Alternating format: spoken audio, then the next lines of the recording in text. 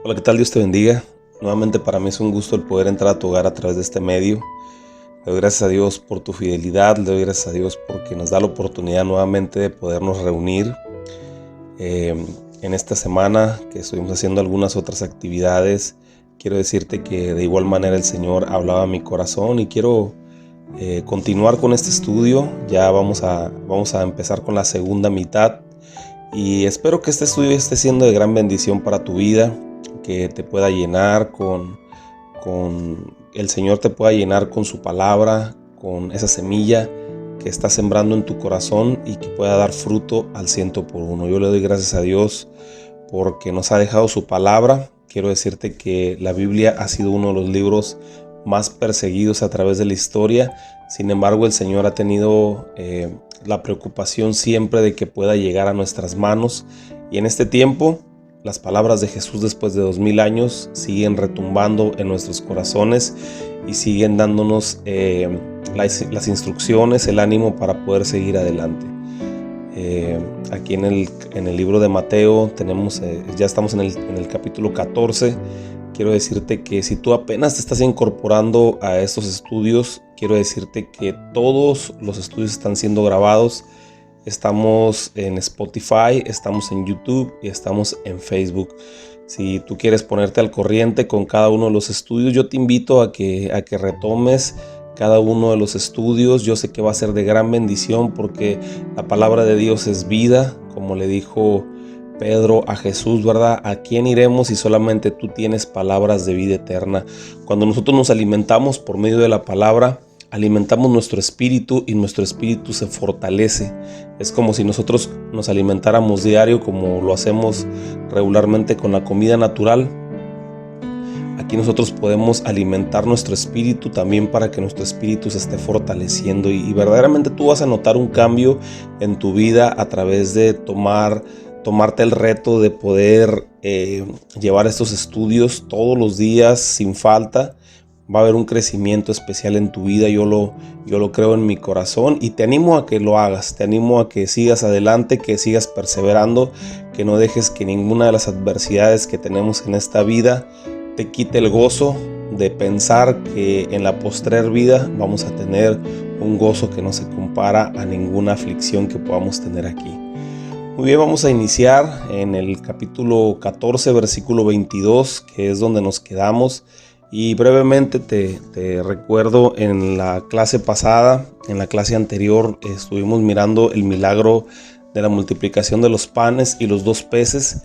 Y quiero decirte yo con todo mi corazón que esos milagros son milagros para desmenuzarlos, analizarlos y aplicarlos a nuestra vida. Porque el Señor Jesús hace cosas que muchas veces nosotros no lo podemos creer porque físicamente son imposibles, pero en Él todas las cosas son posibles. Cualquier cosa que se te ocurra o te imagines, ¿verdad? Que a lo mejor tú lo veas como imposible en tu vida, Él lo puede hacer. Él lo puede hacer, Él te puede poner los medios, te puede poner esa plataforma por medio de la cual tú vas a caminar para poder vencer cualquier adversidad y también para poder alcanzar los objetivos en el Señor, ¿verdad?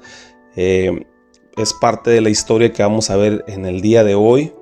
Parte de lo que nosotros queremos hablar este día es sobre las cosas importantes, las cosas grandes, las cosas milagrosas que hace Jesús y que muchas veces son físicamente imposibles, pero en Él todas las cosas son posibles, ¿verdad? Mirábamos en el capítulo anterior, en el estudio anterior, mirábamos cómo un joven levantó su mano y dijo: yo tengo 5 panes y 2 peces, ¿verdad? Y él le quiso dar a Jesús todo lo único que él tenía, ¿verdad? Entonces cuando él le da todo lo que él tiene, entonces Jesús obra un milagro impresionante. Y es lo que nosotros debemos de entender. Cuando nosotros le damos al Señor nuestra vida, nuestros recursos, lo único que nosotros tenemos, o más bien lo que nosotros le podemos dar, Él obra un milagro impresionante, ¿verdad? Él multiplica, Él distribuye y Él bendice a todas las personas a través de lo que nosotros le damos a Él, ¿verdad? Y eso es algo bonito, es algo poderoso, es algo que nosotros debemos de entender,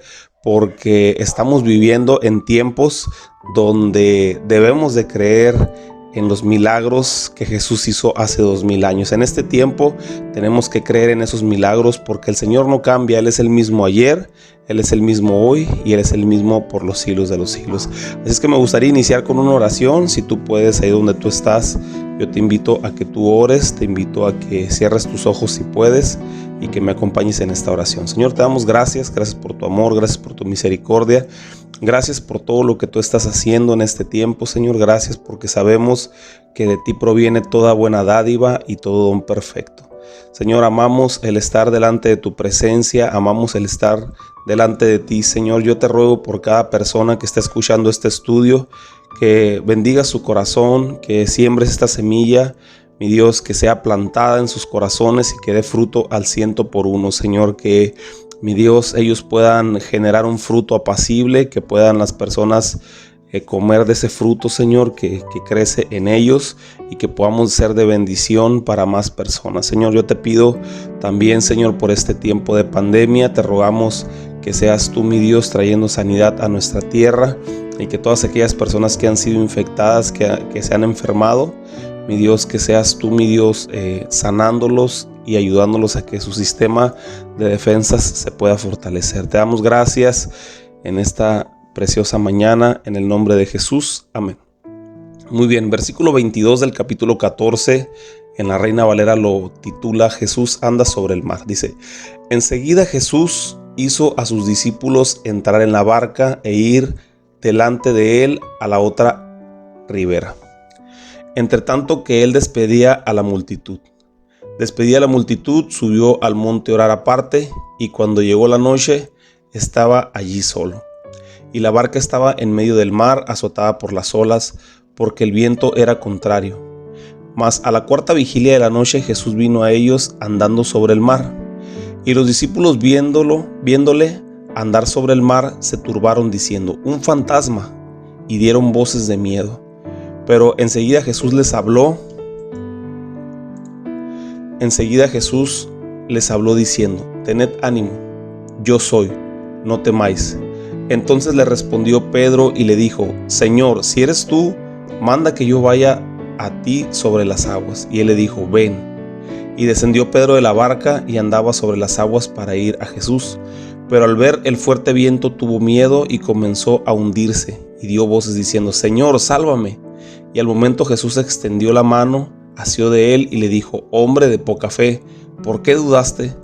Y cuando ellos subieron a la barca, se calmó el viento. Entonces los que estaban en la barca vinieron y le adoraron diciendo, verdaderamente eres Hijo de Dios. Muy bien, quiero iniciar con una pregunta. ¿Quién es el que los mandó a que se subieran a la barca? Jesús fue el que mandó a sus discípulos que se subieran a la barca, exactamente. Fue Jesús el que dio esa indicación. Y esto es algo muy profundo, porque nosotros nos hemos casado con una idea en la vida cristiana o en nuestra vida pues secular, ¿verdad? En la vida que nosotros vivimos en el día a día, nos hemos casado con una idea, y es que si todo sale bien, estamos bien con Dios. Y si las cosas comienzan a salir mal, es porque estamos mal con Dios. Y eso es absolutamente una total mentira, ya que en este caso Jesús necesitaba que su fe fuera creciendo. La fe de sus discípulos, la fe de sus apóstoles, la fe de sus seguidores necesitaba dar otro brinco más, ¿verdad? Nosotros vemos aquí como Jesús, mientras él se va a orar y se queda despidiendo a la multitud, tan sencillo era como haberle dicho a la multitud, pues bueno, nos vamos a retirar, y subirse a la barca y andar con ellos toda la noche, porque ahorita vamos a ver lo que anduvieron navegando toda la noche.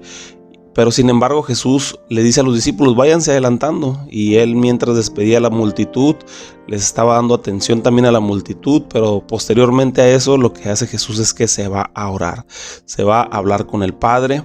Y entonces aquí nosotros vemos cómo los discípulos suben a la barca, y es porque Jesús necesitaba que su fe fuera creciendo, que siguiera avanzando esa fe. Nosotros recordamos que la vez pasada que habían atravesado una tempestad, Jesús estaba en la barca, no sé si recuerdas, Jesús estaba dentro de la barca y entonces dice que se levantó una gran tempestad y empezó a golpear la barca, y entonces en ese momento ellos desesperados se levantaron y le dijeron: Jesús, levántate porque perecemos, ¿verdad? Pero Jesús estaba dentro de la barca, Jesús estaba ahí con ellos, al alcance de la mano de ellos, solamente para darle un jalón a Jesús y despertarlo, y que él pudiera calmar la tempestad o les diera por lo menos tranquilidad en ese momento donde estaban pasando esa gran tempestad o gran tribulación, ¿verdad? Su corazón estaba temeroso en la primera vez que platicamos que Jesús iba en la barca con ellos y estaba levantándose una tempestad, pero ahora ellos iban solos. Y fue un objetivo o fue un plan de Jesús el que ellos se fueran solos. Jesús sabía que se iba a levantar una tempestad. Jesús sabía que el viento iba a ser contrario. Jesús sabía que pues la cosa se iba a poner un poquito difícil en medio del mar. Pero él necesitaba que ellos empezaran a confiar en él. Él ya sabía lo que estaba a punto de hacer, que era lo que leímos ahorita: caminar sobre el mar y llegar hasta ellos. Pero en este momento, en el tiempo que Jesús los dejó, ahí necesitaba que su fe se empezara a desarrollar aún más. No fueron unos cuantos minutos los que ellos anduvieron por el mar solos sin Jesús, fueron entre 8 y 10 horas aproximadamente. La historia dice que Jesús despedía a la multitud. Yo me imagino que eran como entre 6 o 7 de la tarde, y después dice que los discípulos se subieron a la barca y estuvieron en la barca sin Jesús, o hasta que Jesús apareció, hasta la cuarta vigilia. La cuarta vigilia, así lo hablan ellos, los judíos en la tradición judía, ¿verdad? Y es de las 3 a las 6 de la mañana. O sea, si Jesús despidió a la multitud entre 6 o 7 de la tarde, entre 3 y 6 de la mañana es cuando ellos ya estaban pues un poquito atemorizados, solos, sin Jesús en la barca, y ya habían transcurrido muchas horas, ¿no? Ahora, puedes imaginar lo cansados que a lo mejor ellos han de haber estado, porque por la tempestad quizás no habían podido dormir. Y entonces de repente a lo lejos ven a un hombre caminando sobre el mar, y lo menciona aquí con una exclamación Mateo, que ellos dijeron: ¡un fantasma! Entonces dieron voces de miedo, pero rápidamente aquella preciosa voz que caracterizaba a Jesús les habló diciendo: ¡hey, tranquilos! Tengan esperanza, tengan tranquilidad, tengan ánimo, soy yo, les dijo.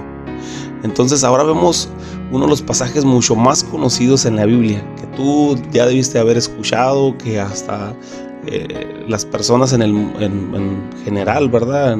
Que no, a lo mejor no van a la iglesia, pero muchas personas conocen esta historia, ¿verdad? Y es la historia donde Pedro le pide a Jesús ir hacia él y caminar sobre el mar.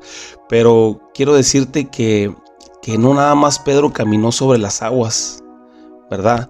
Pedro caminó sobre la palabra de Jesús, y eso es algo importante entender. Quiero que lo registres en tu cabeza, quiero que lo registres en tu memoria esto, porque aquí cuando Jesús le dice ven, y quiero decirte que el único que tiene poder creativo, el poder de crear algo, crear una circunstancia, crear un medio para que tú puedas caminar, es Dios.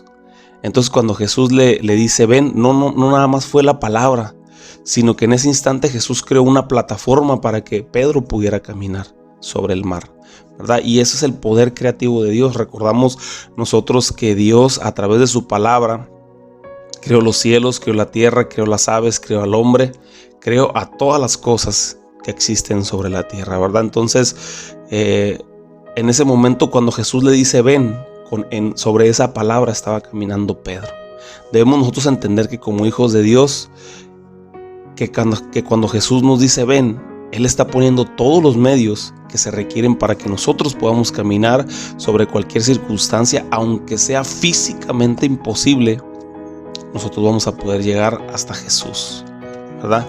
Ahora vemos a un Pedro muy atrevido, ¿verdad? Regularmente una persona atrevida son las que más cometen errores. No sé si conozcas a alguien por ahí, una persona atrevida, una persona muy intrépida, y si te puedes dar cuenta, regularmente son las personas que cometen muchos errores. Aquí porque los impulsos les ganan. Pero sabes, yo aquí veo algo mucho más grande en Pedro. Nosotros deberíamos de ser atrevidos como Pedro, dejando a un lado los temores al fracaso. Cuando Jesús nos dice, ven, ahora como te dice Jesús, en este tiempo que vengas, es de muchas circunstancias, de muchas maneras es como Jesús te dice, ven. Nosotros debemos de caminar hacia Jesús cuando Jesús dice, ven. Cuando nos pide que nosotros salgamos a alcanzar almas, Jesús nos está diciendo, ven. Yo quiero que tú pienses o medites un momento en esto. ¿Cuántas veces Jesús te ha dicho, ven, y no has ido? O has tenido temor de avanzar, o has tenido temor de acercarte, o has tenido temor de bajar de la barca. Cuando Jesús nos dice en este tiempo, ven, es porque Él quiere que nosotros hagamos su obra. Quiere que tu fe se desarrolle, quiere que tu fe crezca, quiere que tú vayas a otro nivel, ¿verdad? Los apóstoles estaban en cierto nivel, en su nivel de fe, y en este momento, en esta circunstancia, Jesús les estaba enseñando algo mucho más grande. Les estaba enseñando a confiar en Él. Les estaba enseñando a que ellos podían tener un nivel de fe aún mayor. Cuando Jesús nos pide que salgamos a alcanzar almas, nos está diciendo, ven. A mí me llena mucho de esperanza esta palabra, porque en mi corazón yo deseo el poder establecer iglesias, y eso es un sentir en mi corazón, y es un sentir que yo quisiera transmitirle a toda la iglesia, a toda la congregación, el poder llegar a más lugares. Y yo no quiero sentir temor por esto, sino ver a Jesús que me habla y que me dice, ven, y tratar de creerle a Jesús, o creerle a Jesús, no tratar únicamente, no nada más tratar, sino creerle a Jesús.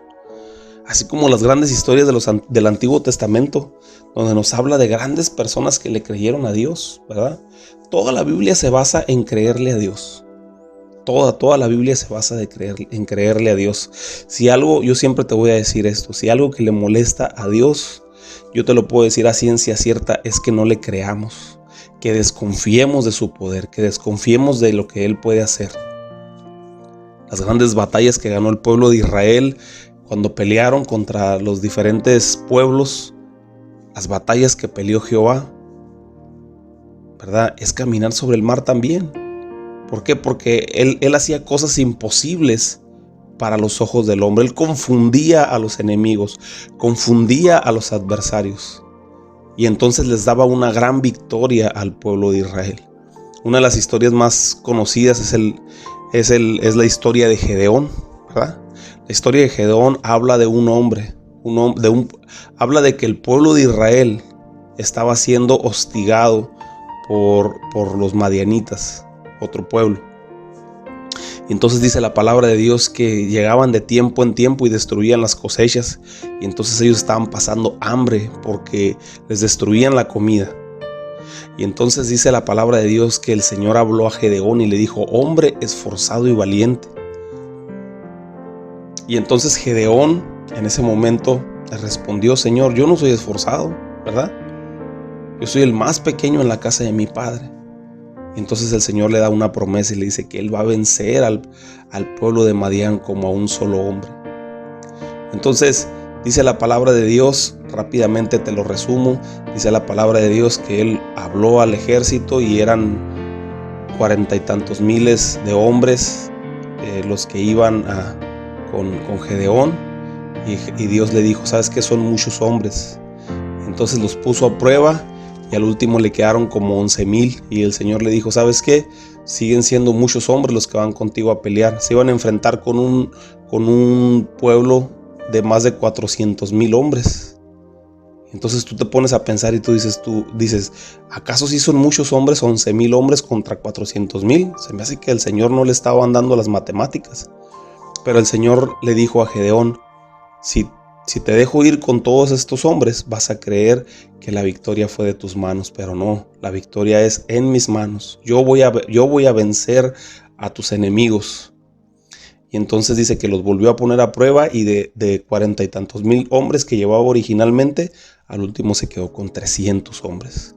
Dice la palabra de Dios en una forma poderosa que dice que el pueblo empezó a rodear el campamento del grupo contrario, y entonces dice que Gedeón sintió de parte de Dios. Dios le dijo que tocaran trompeta y que en ese momento él le daría la victoria. Entonces en ese momento estaban rodeando al otro campamento del ejército contrario, tocaron trompeta y en ese momento dice que el ejército se confundió y empezaron a matarse entre ellos mismos. Gedeón no tuvo ningún rasguño, Gedeón no tuvo que levantar su espada en ese momento, Gedeón no tuvo que hacer absolutamente nada. Algo totalmente imposible. Gedeón estaba caminando sobre el mar, creyéndole a Dios, creyendo en que Dios le iba a dar la victoria en ese momento. ¿Tuvo temor? Quizás tuvo temor.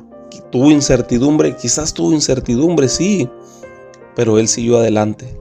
Y eso es lo importante y es lo que hace la diferencia. Que aunque nosotros tengamos temor o que aunque nosotros sintamos la adversidad, ¿verdad?, en nuestra carne como hombres, sigamos adelante, sigamos caminando, sigamos perseverando. Y el Señor nos va a dar la victoria al final del camino, ¿verdad? Entonces Gedeón caminó sobre el mar en esta circunstancia porque físicamente era imposible que él pudiera ganar esa victoria. Físicamente era imposible que él pudiera ganar esa batalla. Sin embargo, Dios le dio la victoria a Gedeón, ¿verdad? Otra historia que podemos nosotros mirar, ¿verdad?, es la historia de Moisés. Moisés, un hombre que venció a uno de los imperios más poderosos en el Antiguo Testamento, al faraón, ¿verdad?, al faraón y a todos los carros del faraón, ¿verdad? Y de la misma manera, ahora sí que Moisés únicamente le creyó a Dios, siguió esforzándose, siguió creyéndole a Dios en todo lo que Dios iba a hacer, y entonces Dios venció al ejército del faraón, al ejército de Egipto, ¿verdad? Igual como a un solo hombre. No tuvieron que pelear ellos porque el Señor les dio la victoria, ¿verdad? Entonces caminó sobre el mar Moisés, caminó sobre esa circunstancia. Abraham, otro hombre, ¿verdad?, que le creyó a Dios, y a lo mejor la promesa de Abraham no se cumplió en su vida terrenal, no se cumplió en el tiempo que él estuvo vivo, ¿verdad?, porque él nada más tuvo un hijo, y la promesa que Dios le había dado era que él iba a tener una descendencia como las estrellas del cielo y la arena del mar.